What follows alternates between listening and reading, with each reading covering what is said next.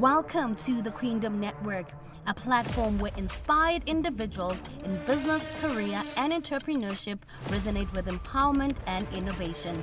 This is where we dive deep into the world of leadership, uncovering stories, strategies, and secrets of success from trailblazers who are shattering glass ceilings and carving their own path to greatness. Join me, your host, as we embark on this amazing journey so that we help you become the best that God has created you to be.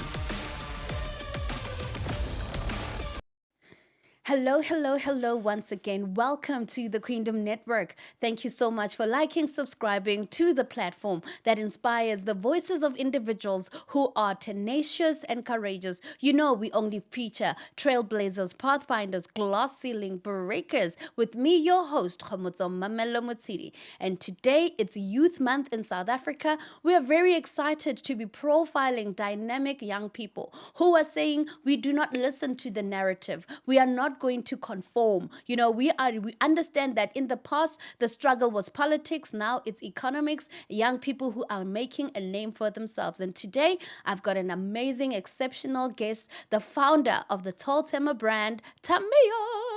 Hi. How are you, Tamia? I'm good. Thank you so much for having me. I am so glad. I love your crown, girl. Thank you, girl. You look so beautiful. Thank you so much. Thank I you so much appreciate for being on our it. show. Thank you for having me, Mama. You know, I mean, we love saying we feature trailblazers, pathfinders, glass ceiling breakers, people who are literally not conforming, not going with the narrative or the current, norm, but who are pushing boundaries. And we saw that, you know what, she's onto something. Welcome. Thank you so much. So tell our viewers, I mean, we've got people, I mean, thank you. Let me just do a shout out. I mean, I was in Botswana in the past week and people are like, we watched the Queendom. Thank you, Botswana. And we see comments from the United States. So come on now, the Queendom is rising. So for our community around the world, who is Tamia? So Tamia Nonsegelelo is a casa girl through and through. I'm a Sowetan. I grew up in Dobsonville, and I'm just a township kind of girl. I graduated in the University of Witwatersrand with Become Accounting. I'm 23. I'm a wife. I'm a mom. I'm an entrepreneur, and just through it all, deep down, just a Jesus girly. Jesus girl worldwide. Yeah. Wow, amazing. So you graduate with Become Accounts. Yeah. No aspirations to the CASA route? That was the plan, but Okay. I think even when getting into it, I knew that like it was just my good backup plan. That was just my solid plan B. I had no desire for it, and corporate was just that thing where I was like, okay, if all else fails, I'll go get the job. But like my heart was set for just entrepreneurship. I've wanted to like own something. I would always like see cashiers at shop. I'd be like, in my business, the retailers are gonna smile. And I was very young at the time, so I just always had in my mind that I would build something on my own. So did you sort of work in corporate before you took the leap? Not even. I never worked a day in my life. Wow. But no. In your company you worked. Yeah, okay, right. I say that and I work 24 hours a day. Not even. I've never had an actual job. See, I knew that I wanted to go for entrepreneurship, and I realized right as I was about to graduate, and I realized that if I get this job, I'll probably get my own place and start accumulating bills, right? So I told myself, this is the best time now that I have no bills, now that no one's depending on me. I can actually start, and if it fails, I lose nothing. So I took the leap before I even looked at anything else. Wow, it sounds like a good plan. So Yeah. so at what point did you realize that corporate ain't for me and the entrepreneurship bug hit? I think right like in varsity, I think in my first year of varsity, after I just had like a little bit of an idea of like the actual thing that I was studying, I was like, I cannot. And I actually drew up the business plan for Tolthema in my first year of varsity, and I only implemented it like after I graduated. So I think I sat with the plan for 2 years. Wow. And during that 2 years, I was doing a whole lot of research. I was reading books. I was just literally surrounding myself and just getting familiar with the idea that this is possible and there are people doing it and I can do it too. Wow, because traditionally it's a matter of you graduate, you Yeah. go get a job, and Yeah. particularly if you're in accounting, then you go the CASA route, Definitely. and then you become a CFO. Dreams. So did that not sort of say, here we are, let's go? No, Not at all. I'd have classmates talking about how they're applying for internships and all of that, and I did not even bother. Like I Sure. knew I can't. It's What not did for your me. parents say? They had no idea. I was going to school. I Yeah? was going to school. They knew that I was going to school. And even when I started with Tolthema, like a lot of them were like, go get a job. Why are you not getting a job? Why are you not applying? And I was just like, I just mind, like, yeah, I'll go. I'll do it. Wow. Because I knew explaining it. Because one thing about entrepreneurship is that it's so sensitive, especially if you're surrounded by people who've never seen it, right? Yes. And because it's so fragile, if you allow people to poke into it too much, then it discourages you. So I avoided trying to explain myself and say, oh, this is what I want to do and it's going to work out. I just like keep it to myself. And I knew I had that belief in me that I can do it. And it's Because you know doable. what they say? They say never share your dreams with small-minded people. Because before it even takes off, they will Yeah. show you how impossible it is Exactly. that you're not able to actually do it. Exactly. And unfortunately, because it's all faith, that can discard your faith and then you end up not starting at all. It's all faith. Let me Yeah. start there. So did you like write it down? As you said, Yeah. you were building the business plan. Like, how did you literally, because it's a nationwide brand and I've seen that you've grown in leaps and bounds, but we'll go into that later. Yeah. How did you actually then say, after you graduate, this is where I start? Sure. I always say that Tolthema was an act of faith, right? Although I had the idea, right, and I had the plans, but obviously, like, it was quite. I had no capital. I had no idea what I would do if it would work out, and it's generally something that I feel that I had a conversation with God, and He was promising me something. I couldn't figure out what, but like. I remember when I initially just made up my mind that I was gonna launch that week because I had nothing. I had because I had this long list of all the things I would need to get in order Yes. to be ready to start. The packaging, the courier service, the website. I had nothing at the time when I decided actually I'm gonna make sure that I launch it by the end of this week, and I just told God like, God, I believe you. I don't know how I believe you, and I just. Cut all the loose ends and put something together and just launched. Wow. So you take us through the house because we listen to a lot of motivational talk that I got 5 rand and I turned it into 1 million rand. And then the question is how? What was the process? So you said you had a deadline for yourself to Yeah, say, I gave myself I'm a starting deadline. this week. Take us into that picture to say, okay, this is where you were you at home? Take us through the journey. So I was at home at the time, and I had been planning and thinking about it for a long time, but I kept on saying, okay, if I have this, when I have this, when I have this, and I could see that I kept pushing it. I kept pushing the date forward, and there was just this fear, right? And then that morning, it was actually after I came from a prayer walk. I was like, nope. I'm launching this week now with what I have, right? With what I have, exactly where I am. I'm not gonna wait for anything anymore. And what I then realized is that actually, like, I can do this. Like, right? The website didn't cost me anything, right? I think Shopify gives you a trial. With the packaging, I DIY'd it. I used paper covers and everything. And then I think the only thing that I spent my money on was like my initial samples, which was about 2,000 rand. And then I spent another 1,000 rand buying food for my friends who came on to wear the stuff so we could take pictures. Because I needed them to model for me, and I paid for their transport. Like I That's didn't good. really do. That's There so wasn't good. too much money that like I was actually needed, because a lot of the times we get so held up in these little things that you think you absolutely need, but when you actually just start, Just actually just do, you'll actually realize that you can do without a lot of things. I didn't even have money to ship out the products when the first order came in. Wow. But the customer paid for it. Oh, beautiful. Because Right? what I'm hearing you is a thing that traps a lot of us. Analysis paralysis. Exactly. So you overanalyze to say, look, Yeah. I need to have this right. I need Yeah. to. I remember even when I started the podcast, Yeah. I went through a lot of analysis paralysis. And I thought, Yeah. listen, you're going to either sit at home and watch other people do what you know you want to do. Yeah. Or just go and do it. So we overanalyze to say, okay, I don't have a website. I don't have this. I don't have the clothing. I don't have models. I don't have a runway. But you know, what is key is that, I mean, there's somebody sitting watching and saying, look, I want to start, but I don't know how. You know, and I think that what you're saying is very encouraging to say, look, what you have, utilize the things that you have. If you don't have a website, start with Shopify. Then you upload your images and then people can start ordering. You look at your friends, look at your network. You know, they say your network is your net worth. So your friends became your net worth because by being available, they helped because they were indirect capital. You know, because by them wearing the clothes and sampling the clothes, they enabled you really to get your brand out there. Now you say that when the first order came, you didn't even have money to ship. Yeah, I had spent everything I had on the samples and obviously getting my friends to come over to wear the stuff. And when the first order came through, like that's the money I used that the customer paid to ship the order out.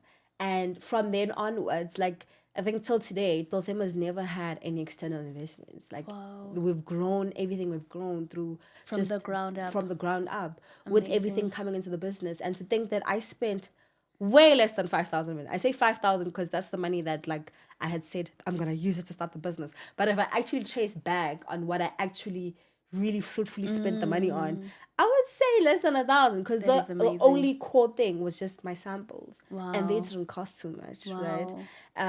So yeah, everything else, like it just kept going. The money came through the business.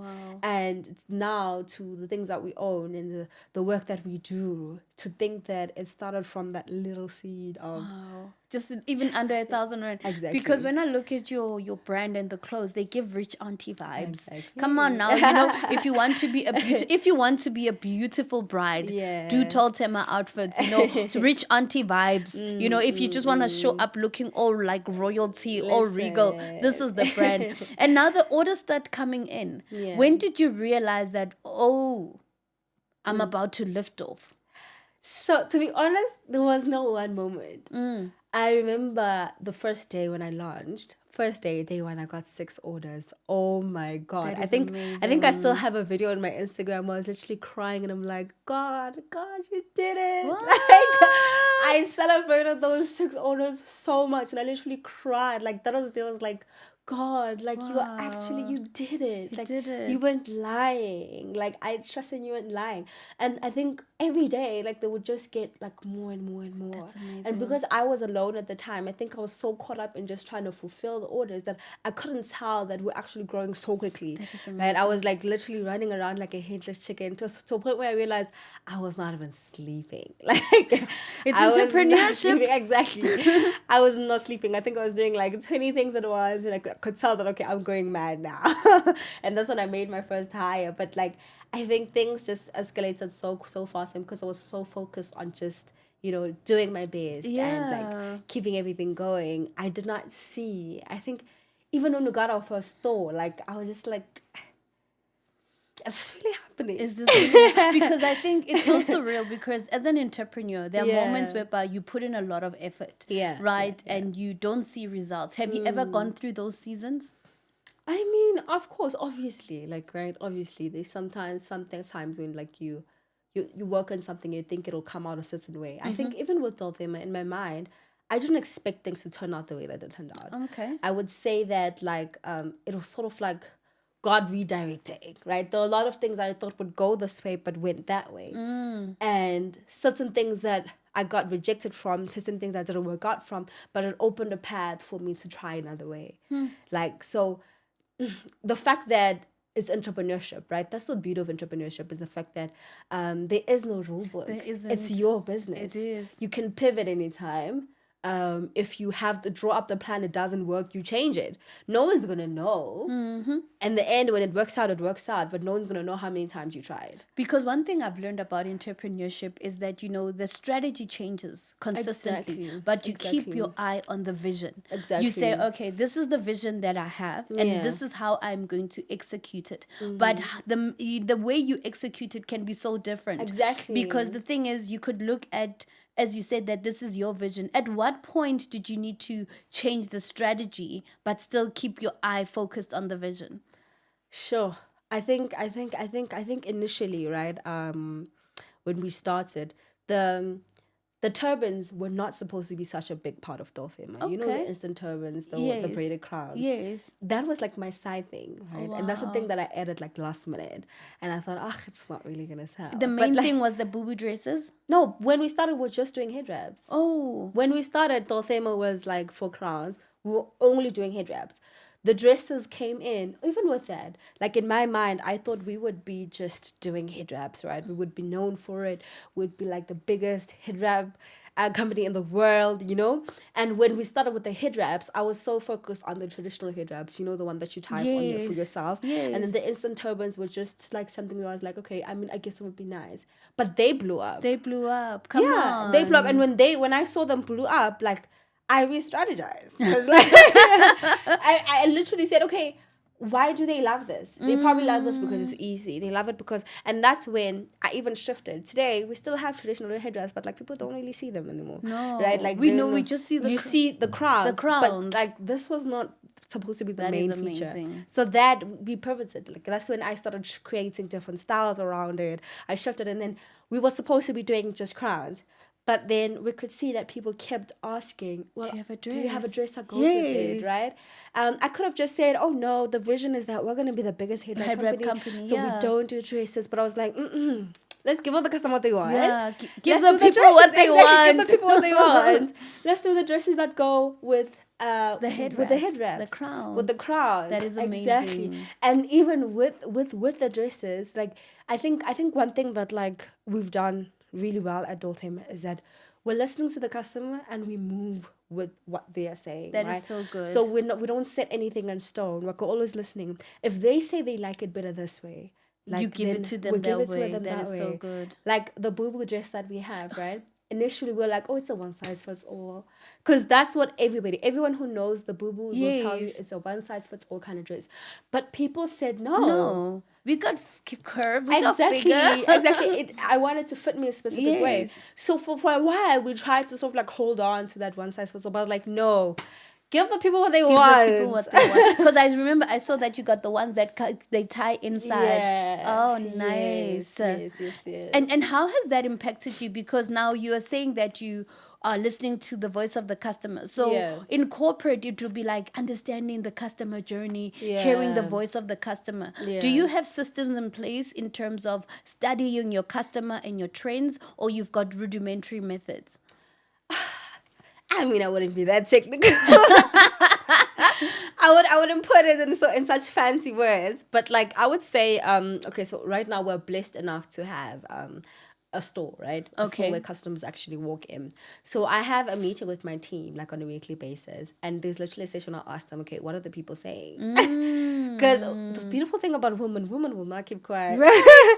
They will tell you. Yeah. They will tell you. So with my team, we're like, okay, what are the people saying? And they'll tell you, say, okay, no, a lot of them are saying, we'll see like this part of the thing is not nice, or it would have been nice if it was like this. And like we always have so much feedback from just amazing. Customers that walk in. But even online, like we have such an engaged audience, like online, who are just constantly, they will tell you what they want, okay? And they will tell you if something is not what they're trying to go for. That is so good. So like we take those so seriously. Like we take our comments so seriously. We take our DMs so seriously. If a customer says something, even if it's just one or two of them, we have to look like, is this valid? Wow. Should we consider Trying to change this? Because like they don't seem too happy with this. Like, so we are not rigid at all. Like we are not here to say, oh, this is how we do it here. If a customer says they want it a specific way, and we actually analyze and see, okay, this is something that we can provide. There's something that, because our vision, we always say we serve queens, right? Yeah. And queens are very demanding. Hey, queen. Exactly.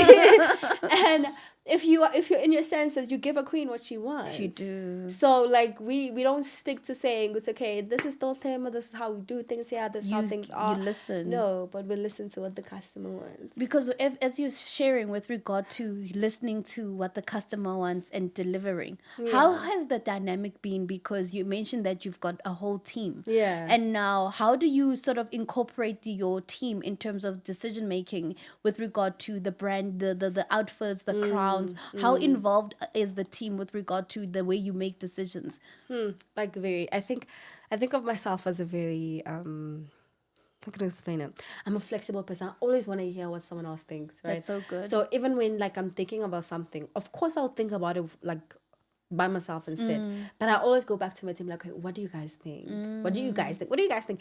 Even like before we let something go on social media, like go live on our website, we would have already posted a story somewhere asking our customers, what do y'all think? That is so good. Right? And I think that feedback, because there are a lot of times where I've had a specific idea, and after sitting down with my team, I'm just like, okay, nope, we're scratching. We have to go this totally different direction because I've heard what they said, and like, oh, why didn't I think of it that way? Because I'm just one person. My ideas are limited. My thinking is limited. But as soon as you bring in 3-4 other people and you collaborate, like, it's always magic. So you mentioned the team. I can understand. You probably are the boss lady. But you probably are one of the youngest members of your team.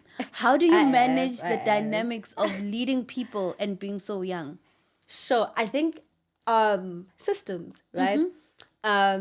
Although my team and I, we started like very informally, right? When we began, because a member of my team is my mother. So mommy works for you. Yeah, my mom works for me. And I always tell her, I'm not running a family business, ma'am. I will fire you. Right? So although my mom and I started working very informally, right? But when the business started growing, I literally, we drew up an employment contract. That's and I told her, these are the terms and conditions. Even the people that work for me, they're all older than me, but like, we have an employment agreement, like, right? These are the terms, these are the conditions. And when we're having a meeting, I'm not your friend. I don't know you. Right? So I'm very much diligent in that regard, that I put in systems in place. I'm very quick to refer to the contract that I drew up with you, right? I am very much stern in the fact that, like, I understand my position, right? And I make it clear to everyone else. Not that like I'm now being rude or exercising my power, but like there's a certain level of like confidence and understanding of like the role that I play, and I communicate the role that you play. That's good. And I always say, I would say, like, this is not real life. It's a job. You're at work. Yes. And at work, you don't think age does not matter. Like, if you have a boss, you have a boss, period. Yeah. Right? And even to my own mom, I'm like, I will fire you and then call you later and as your child console you that you've lost your job, because but at the end of the day work, because one of the things is I run a business with my sister, and one of the key things we say that even in business we are still family, but when it's time to execute, it's time to execute. So you mentioning that you also work with your mom. I mean, there were times when, for example, when we started at home in the dining room of our parents, because when we started the business, things just turned, and I'm like, okay, I'm gonna make sacrifices, move back home. And then when you wake up, you wash. Even though we're working in the dining room, you're working, and then like we will hold each other accountable. And I think one of the things in building a business, whether it be with family or with whatever, as long as we all understand that we're here to deliver and to execute, then it actually makes things good. So how do you mentioned that you've got systems. So do you have things for like quality control? Definitely.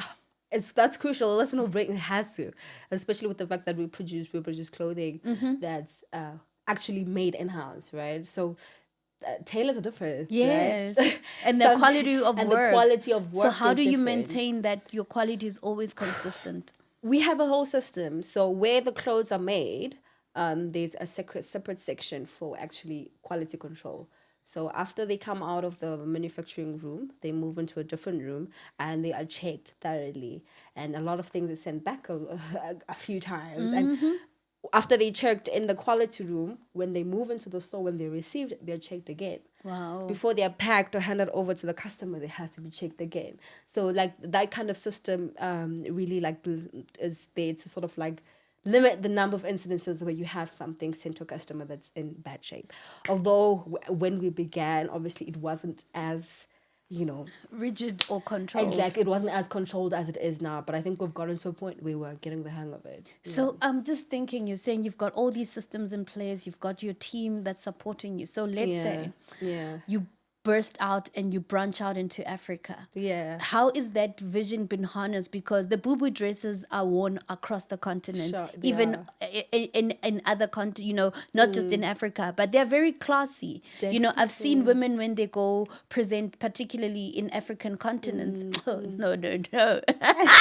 No, particularly when we are at conferences, a woman, when she takes the stage, they're wearing the crown, they're in a booby dress, and I'm like, wow, it looks so regal. So what if you blow up? What is the vision, let's say, for you growing beyond where you are right now? Sure. Not what if, when.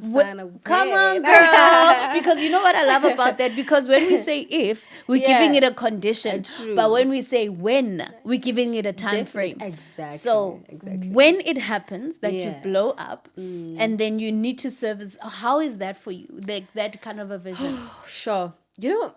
My goodness, I've taken a lot of time to think about this, and honestly, we're working towards that. We're going there, but one thing I've realized about like corporate businesses, right?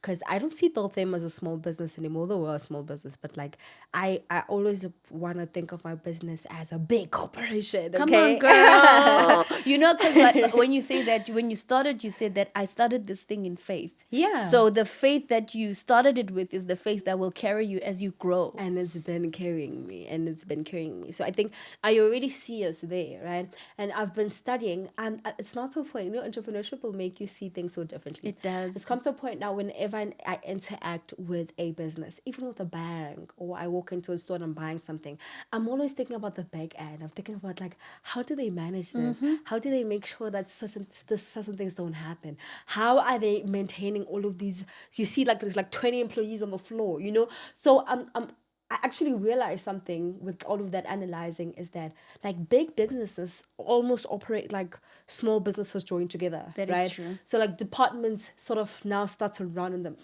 in themselves, right? And they interact together, but like they stand on their own. So I think with Tolthema going global, we're going to operate through departments. Come on, girl. Listen. Did you hear that? Tolthema going global. Yeah, I think we're going to operate through departments with every strategy that we have. We're going to have a design department. We're going to have a manufacturing department. We're going to have a marketing department. That is so good. And with operating through departments, like the sky is the limit. Absolutely. Like all the departments have the potential to grow. They each have the potential to expand, and they can all like, there is no limit. Yeah. Even if, let's say, we are shipping 100,000 orders in a week, that is so 100% possible when you have systems and departments and just this conglomerate. Girl, I love the vision, because one of the things that inspires me about you is that you start small, but you've got a big mind. Vision, But they call it like, this is how I always operate when I engage in anything. I'm like, picture yourself as being that guy who has to score the penalty at the World Cup final. Sure. Right? It's between you and a trophy and greatness. So anytime you take on a task, you have this big picture first before you even start. Because imagine the guy who is playing soccer in Kokasi is the same level of effort as the same person who's going to score that World Cup final goal. So you rather put effort in grand dreams, because the same, if you're believing for 1,000 rand and you need 1,000 rand, it will be the same level of effort to believe for 1 million or to believe for 1 billion. Exactly. So rather go for the bigger one, because the thing about it is,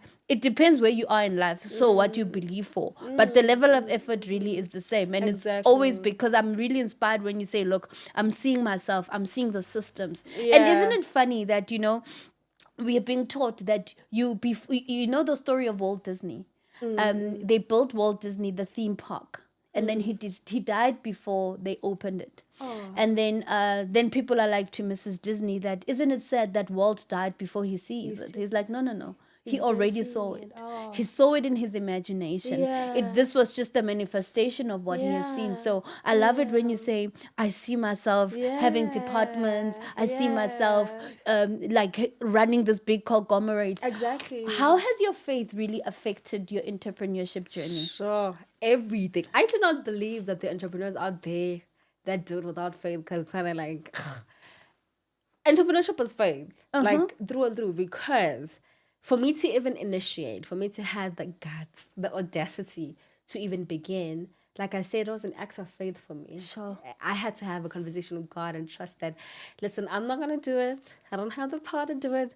But the God I serve, like, something's going to come out of it. Wow. He's going to make something out of it. And I think even with everyday, entrepreneurship is so challenging. Oh my God, do not be fooled. Tell us, because you know, I mean, I was watching somebody yesterday, and I was listening to this quote. You know, I'm in my 40s, so I have heard a lot of quotes. Oh, 40. honey, You don't look a day over 20. girl, my age. I'm so shocked. Don't stress. I'm in my 40s, so by the time you're 40, you've heard a lot of quotes. You know, you've heard a lot of the fluff, and you know how to sift through. You know, like lemons to lemonade, and those things in entrepreneurship. When the rubber hits the road, it's something else. So, what really keeps you going? Because I know entrepreneurship is not easy. Honestly, like what keeps me going, right, especially with my business in Tolthema, is that the fact that I know that it's not my business, it's God's business. That is so right? good. Even to a point where I literally just cannot see a way out. There have been so many situations where I've come into work and our store is flooded. So many situations where I can tell it's okay, no, our sales are dipping, but like our expenses are going like this. Yeah. Right? And there's just this crippling fear. So how did you handle that moment when the store was flooded and you got orders? Like, It's kind of like, I think that's the moment where like your mindset is really important. Because right, I work with a team of people, right? So I had to come into that situation where it was like, oh my God, you know, and like come in and just be the voice of, no, everything's gonna be fine. Yeah. Let's just salvage what we need to salvage. If there's stuff, check how many stuff is damaged, check what needs to be done, communicate with the production team, tell them a certain number of things need to be replaced. Leadership. Like, exactly. That's what that I had to step in. Like, although I was so discouraged and disdained, but like I had to just like be the voice of reason, be the one who's hopeful, be the one who's saying, okay, everything's gonna be cool, right? It's gonna be fine. Yes, we've lost some stuff. Let's see what we've lost. Let's see how we can move forward, right? And the only reason why I had the strength to do that is because like I lean so much on the Holy Spirit. That is so I lean good. so much on God, and there's just been so many moments where I literally tell God, I'm like, yo, like I have nothing in me. Like I have nothing left. I have no idea what's happening. I do not know what to do. So if you don't save me, I will embarrass the both of us. If you don't do something, anything, Wow. like I will disgrace the both of us because I literally have nothing to offer. I have nothing to give. Sure. And I've had to rely on Him showing up for me. I've had to rely on Him giving me the voice, the wisdom. And I swear, like He always comes through. Oh, I swear He always comes through. Like it's His grace.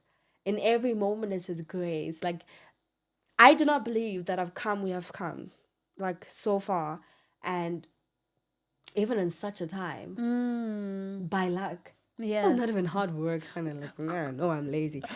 It's the grace of God. I love that. It's the grace of God. It's not hard work. It's not luck. I swear it's the grace of God. And the beautiful thing about the grace of God, we all have access to it. Mm-hmm. So, Sana, like, what's your excuse? You're about to preach now. What is your excuse? Wow. Because I think what you're saying is that because there's times when sometimes I just want to look at the business plan and literally throw it out the window. Because as you say, that certain things, when you face them, the motivation, all that mumbo jumbo really flies out the window. work, You have to depend on something bigger innate than you, within you so that you're able to make it through. And somebody's sitting and thinking, she's 23 years old, she's speaking about the grace of God, but how do I, somebody who's sitting at home, facing unemployment, let's say an unemployed graduate and all of that, where is it that they need to find the strength maybe to rise up and walk? Because because when we started, we said in the past the struggle was politics. Now we realize it's economics. So what would be your word of encouragement to somebody sitting and really discouraged because they don't see a way out? Sure. Oh, see, like the key is exactly in what you said. They don't see a way out, right? And unfortunately, like you're just a human. You're just a person, and you're not able to see a way out. But there's something like changes. There's something changes so much when you start to see a way out, because even in the way that you move, even in the things that you do, even in the way that you carry yourself, like the world will have no choice but to make room for your success.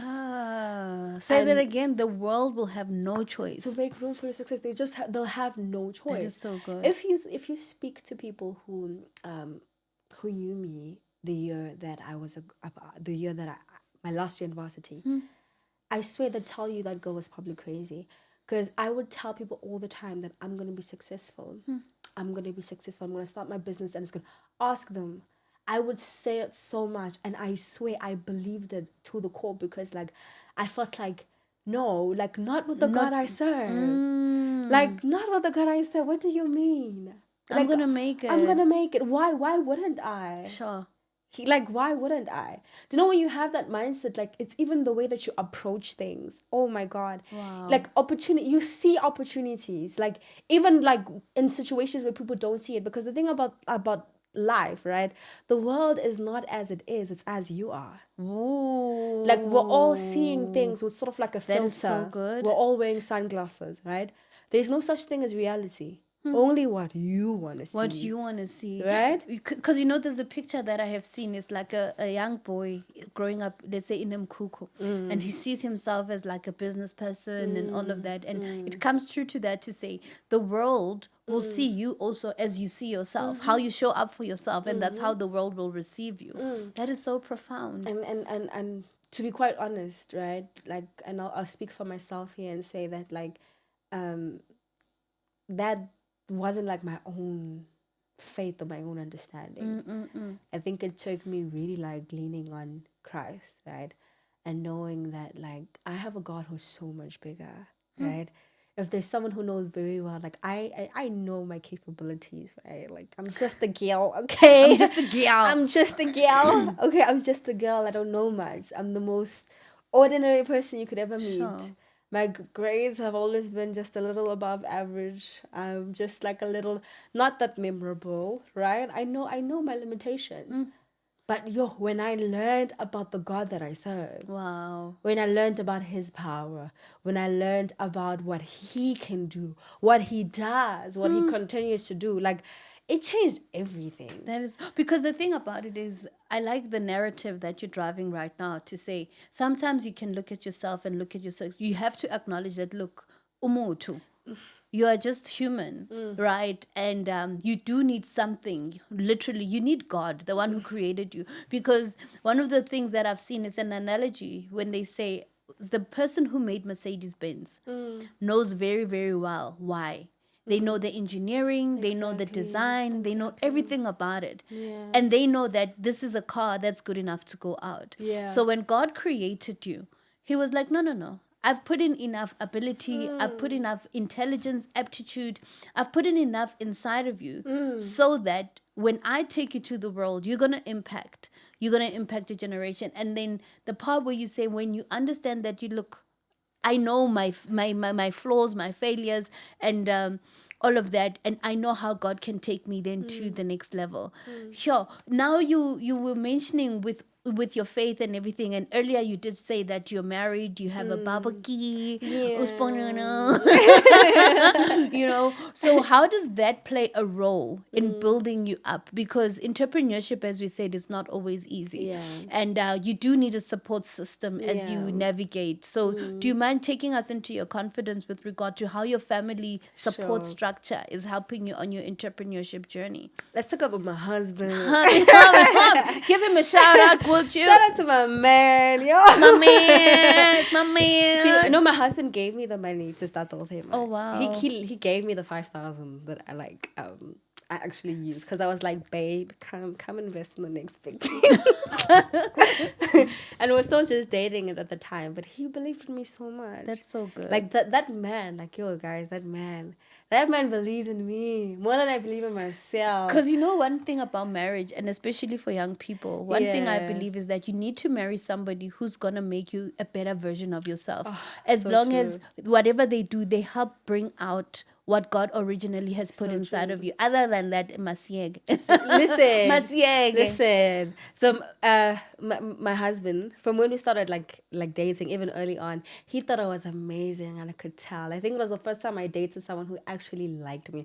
You know, when you're young, you like the bad boys, you know, the ones who don't respond to your text messages of like nagging, you know. I think he was the first man that I dated who I could actually see, because, you know, this man loves me. He thinks I'm great. Wow. He thinks I'm amazing, right? And from the time that when we actually started growing together and stuff, I think he's given me so much reassurance, right? He's backed me up with everything. Nice. Even when like my whole family was saying, go get a job, like he never once did. Sure. Like he was like, nah, don't worry, like I'll have you back until things work out, right? Like even though I didn't have a support system at home, like he was the one person where I knew, goes, okay, if all else fails, I mean, I have money.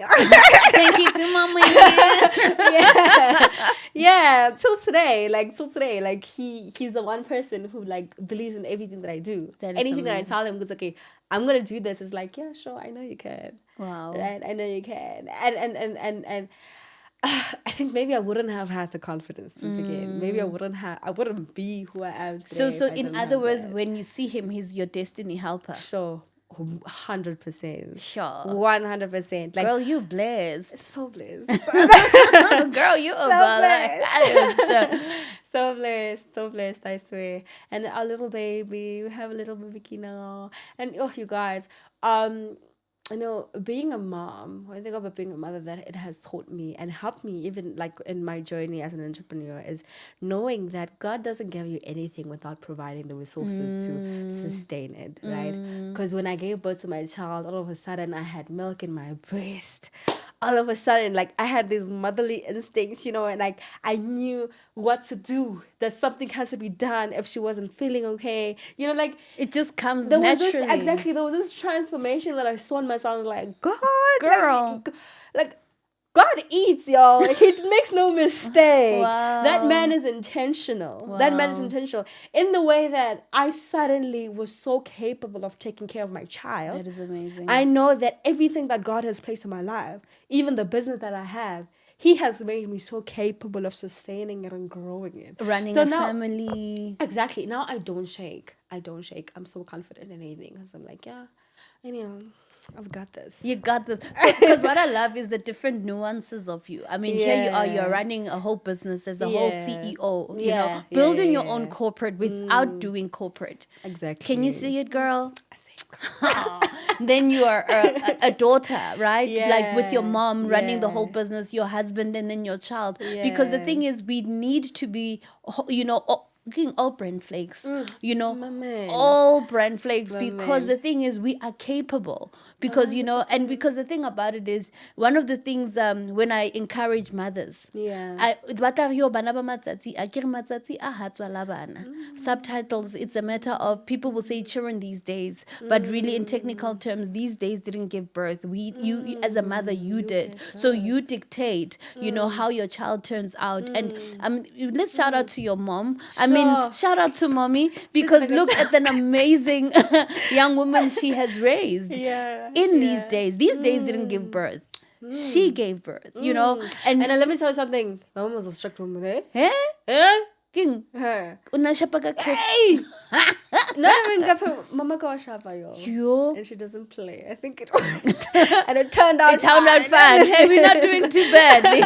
You know, because I mean, those are the things, because people will say these days, you know, and now when we get young people like you coming out, we know that no, it's not these Yeah, days. It's yeah. us taking responsibility in terms of how we get raised and, you know, how we get harnessed and really taken into society. You know, so I'm not sure if we're almost at our parting shot, but, you know, I've learned a lot from you.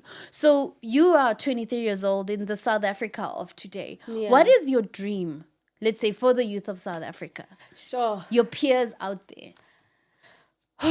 Firstly, I think just that would see how blessed we are. You're like, guys, I see what I see the trouble, right? I see what we're facing, but like if we're being for real, and we compare ourselves to our African neighbors, like South Africans are so blessed, y'all. Like I was so blessed enough to have the government pay for my school fees. Wow. To have the government pay for my accommodation.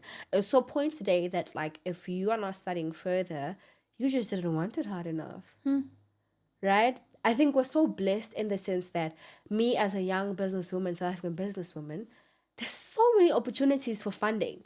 The government wants you to start a business, right? And they're trying to like, I think the only thing they're just not doing a very good job in is just like getting the information out there. But I swear there are so many grants that are so willing and looking to invest in young, Black, especially women, right? Like, this country is so blessed. I swear. And it took me looking at other countries to actually see, okay, they don't have this. They don't have this. Yeah. And like for some reason, they're still scraping by. But like we have so many opportunities. It's just that we fail to see it. We just turn to such like complain and to just like, you know, I don't know if we want things handed over to us or like, I don't know, we're afraid of trying different things, because another thing is that everyone's trying to go into corporate, but there's no space in corporate. Yeah, it's Right now, kind of saturated. Exactly. Right now, let me tell you something. I find it so hard, I swear, to find a South African tailor to hire. Sure.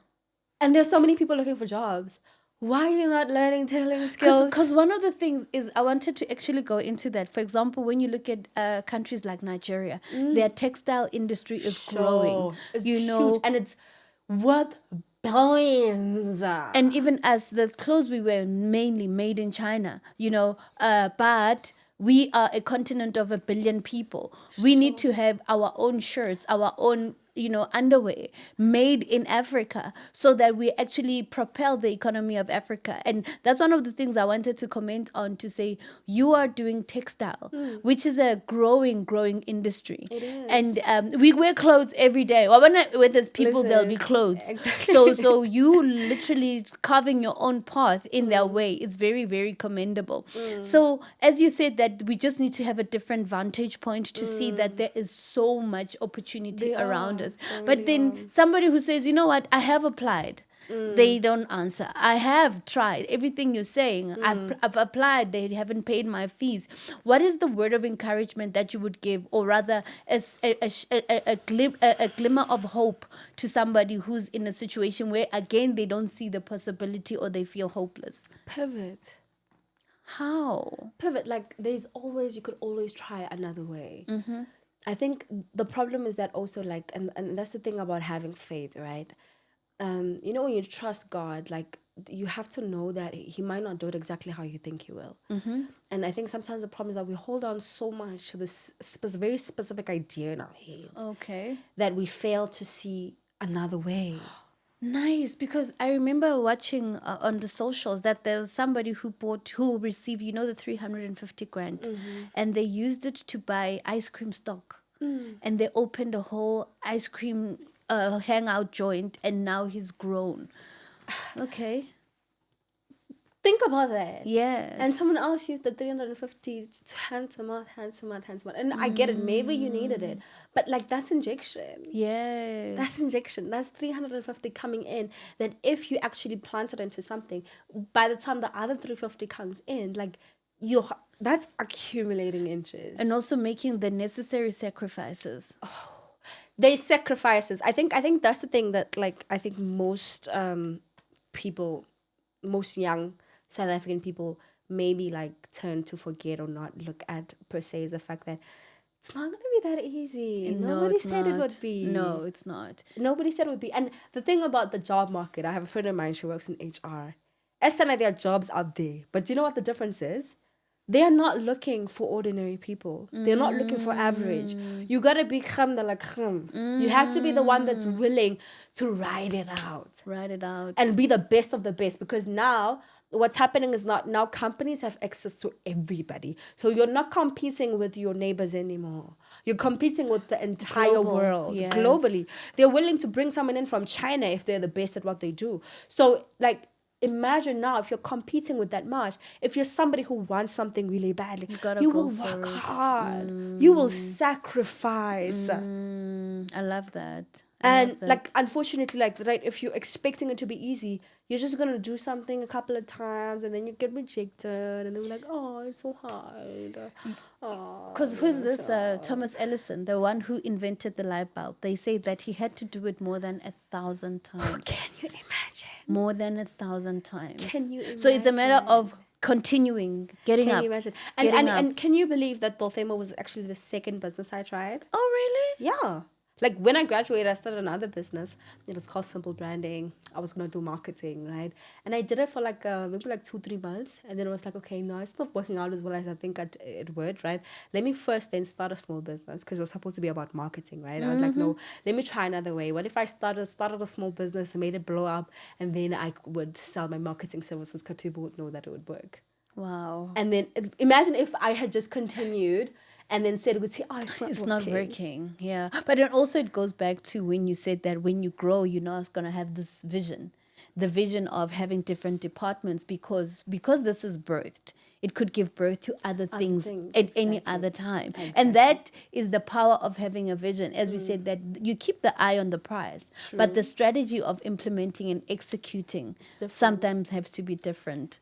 Sure. And there's a thing about, guys, like, if you've tried something, you say it's not working, you just haven't tried, and you haven't tried many times. You have to go it again. Yeah. And not just, you don't do the same thing over and over again and expect it to keep working. What does Einstein say? Insanity is doing the same thing multiple times and expecting different results. Right? You have to keep trying a different strategy. Like if one thing is not working, you keep changing.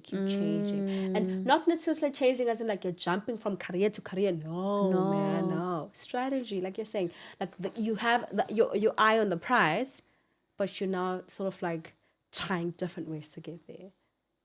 I love it because I think I'm so inspired by your journey because, as I'm wrapping it up and taking the nuggets, you said you started with nothing. Yeah. You converted that seed capital to something, but you said you use what you have. And as a parting shot, maybe to our audience, what would be your last parting shot? Because somebody, as I said, they might not feel inspired or whatever. So in terms of the current economic climate, what would be sort of your word, your nugget of wisdom to them? You can go look at the camera. I think I have to. Firstly, start with what you have, exactly where you are, and like start now, right? And another second one is that like all you need in this life is faith and a tutorial. Tutorial. Exactly. Yeah. I always tell people it's faith and YouTube. You can learn anything on YouTube. First, you just need the faith to believe that you can learn it, and then a YouTube tutorial that'll show you how to do it, right? Because there's something so powerful that no one can take away. That's the ability to learn. And when you have that, like, you're unstoppable. Ladies and gentlemen, you heard it from our friend and lovely girl, Tamia. I mean, those are amazing nuggets of wisdom. So to the young people of South Africa, use what you have. God went to Moses and said, what do you have in your hands? And he said, all I have is the staff. It's like, that is what I will use. So you just use what you have and remember that there is so much opportunity for you out there. And this is me, my signing out on the Queendom Network.